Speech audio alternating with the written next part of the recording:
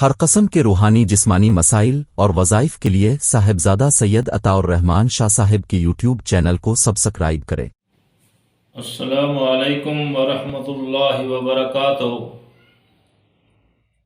اس جہان میں جتنی بھی مخلوقات ہیں سب کو رزق عطا کرنے والی اللہ تعالیٰ کی ذات ہے۔ اللہ نے خود فرمایا واللہ خیر الرازقین، کہ میں بہتر سے بہتر رزق عطا کرنے والا ہوں۔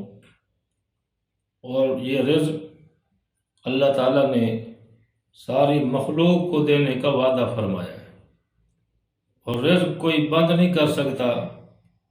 جو بھی انسان کی قسمت کے اندر لکھا ہے ہر حال میں اس کو وہ ضرور ملتا ہے۔ النصیب یصیب ولو کان تحت الجبل، اگر تمہارا رزق پہاڑ کی تہہ کے اندر بھی کیوں نہیں چھپا ہوا، انسان کو وہ ہر حال میں ضرور ملتا ہے۔ تفسیر روح المعانی میں علامہ آلوسی رحمۃ اللہ علیہ نے ایک واقعہ نقل کیا ہے کہ حضرت موسیٰ علیہ السلام سفر پہ جا رہے تھے۔ آپ کے دل میں خیال آ رہا تھا کہ یا اللہ تو ساری کائنات کو کس طرح رزق دیتا ہے۔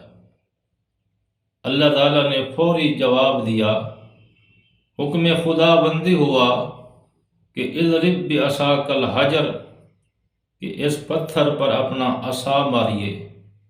جب آپ نے اپنا عصا مبارک اس پتھر کی چٹان پہ مارا تو وہ پتھر پھٹتا ہے، اس کے اندر سے کالے رنگ کا کیڑا ہے لیکن زبان میں سبز پتا ہے، اور وہ اپنے حال میں کہہ رہا ہے سبحانک من یرانی، کہ پاک ہے وہ ذات جو 3 پتھروں کے اندھیروں کے اندر بھی مجھے دیکھ رہا ہے۔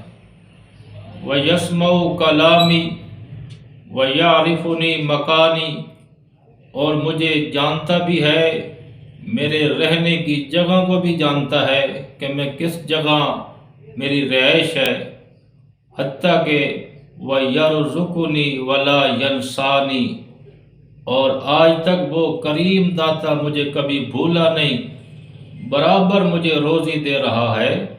تو اللہ فرماتے ہیں کہ جب میں ایک کیڑے کو پتھر کے تہہ کے اندر روزی دینے پہ قادر ہوں تو انسان تو اشرف المخلوقات ہے، جو ساری مخلوقات کا سردار ہے۔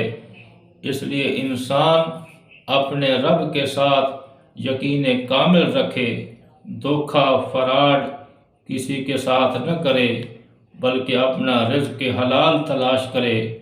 اللہ نے جو آپ کی قسمت کے اندر رزق لکھا ہے وہ ہر حال میں آپ کو ضرور ملتا ہے۔